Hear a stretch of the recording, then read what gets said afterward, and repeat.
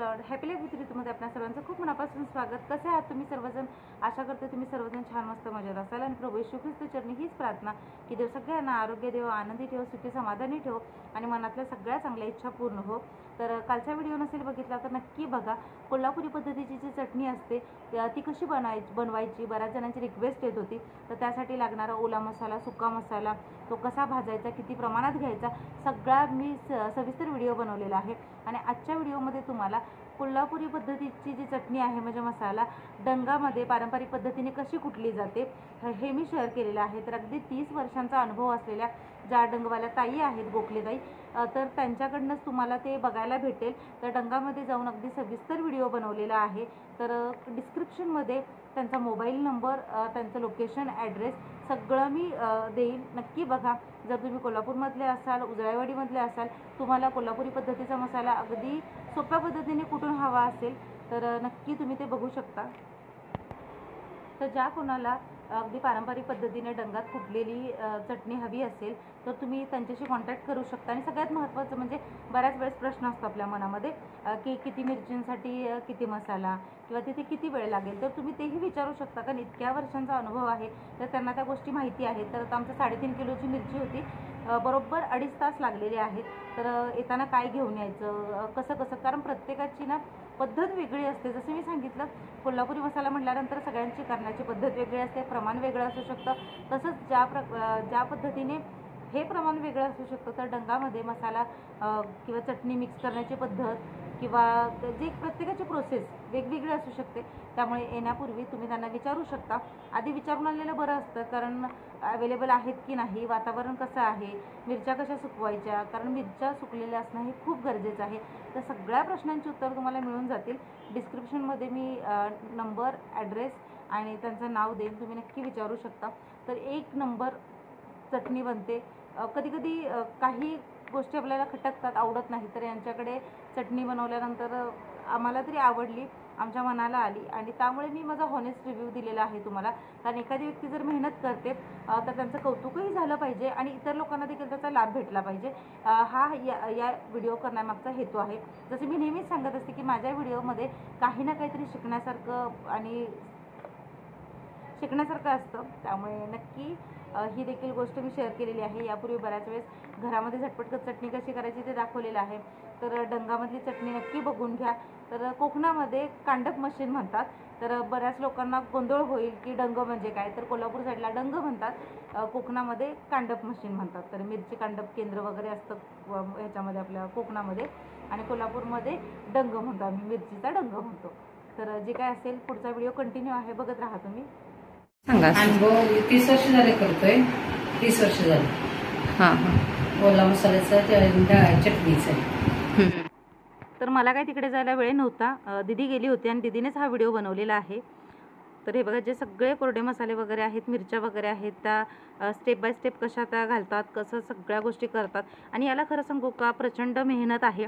कारण आपण थोडा वेळ जरी त्या म्हणजे मिरचीचा खाट जरी उठला तरी इतका त्रास होतो. तर दिवस रात्र त्या म्हणजे तिथे बसायचं, सगळा मसाला मिक्स करायचा, हे पण काय म्हणतात त्याला मेहनत आहे.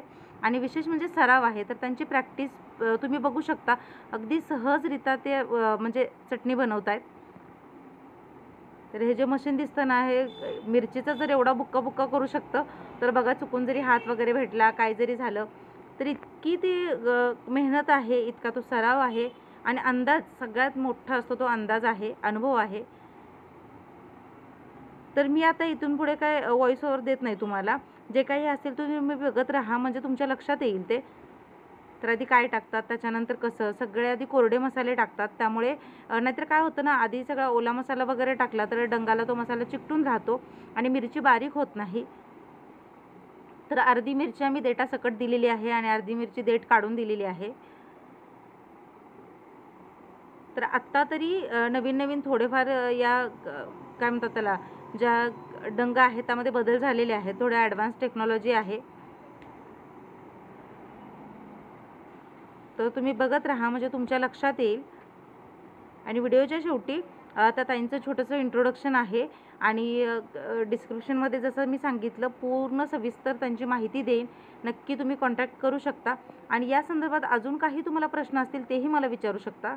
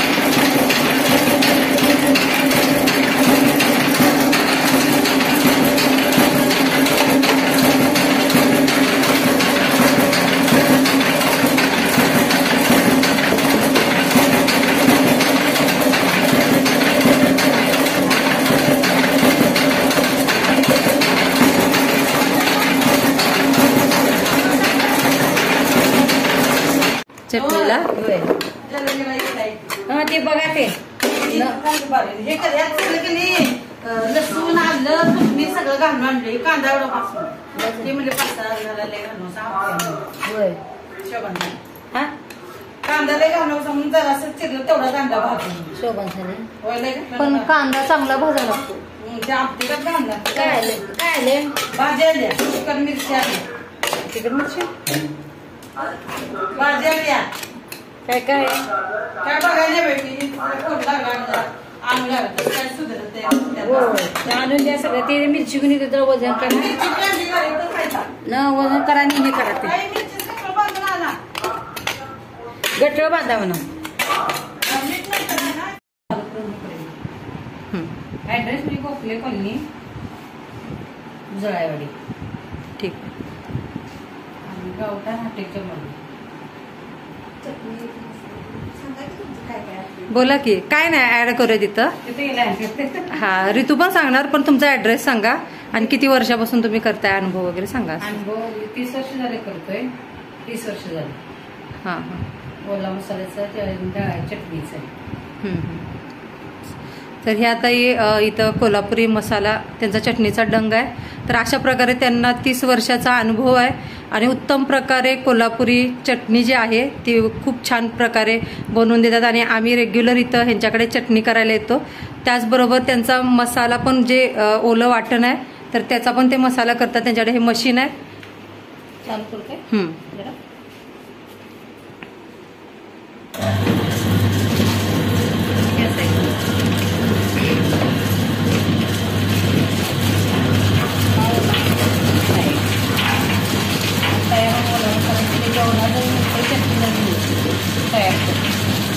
म्हणजे घरी मोठे प्रोग्राम वगैरे असतील, वेळ नसेल, लग्नाचा, गावाचा, पूजेचा, तर इथं सगळ्या प्रकारचे तर ओले मसाले इथं करून भेटतात. तर उजळाईवाडीच्या इथेच आहे. कोणती कॉलनी? गोखले कॉलनी. इथे तुम्ही हे करू शकता. लास्टला यांचा मोबाईल नंबर पण टाकण्यात येईल. तुम्ही कॉल करून यांना विचारू शकता. इथे येऊ शकता. कधी कधी घरी मोठे मोठे प्रोग्राम असतात तर आपल्याला मसाला वाटपाचं खूप टेन्शन येतं, तर इथं ओला मसाला बनवून भेटतो.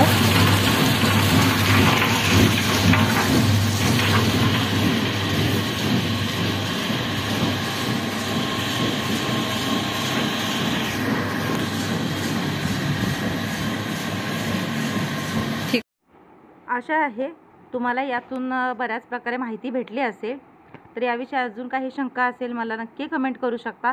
डिस्क्रिप्शनमध्ये पूर्ण पत्ता, माहिती, नंबर दिलेला आहे. ज्या कोणाला या संदर्भात माहिती हवी असेल किंवा चटणी बनवायची असेल नक्की तुम्ही संपर्क करू शकता. चॅनलवर नवीन असाल तर सबस्क्राईब करा, लाईक करा, शेअर करा. सगळ्यात महत्त्वाचं म्हणजे जे काही बेल आयकॉन दिसते म्हणजेच घंटी दाबायला अजिबात विसरू नका. भेटूया नव्या ब्लॉगसह. तोपर्यंत स्वस्त राहा, मस्त खा, मध्ये जुने नवे आदलेमध्ये सगळे व्हिडिओ बघत राहा. Stay connected, stay healthy, stay happy. God bless you all.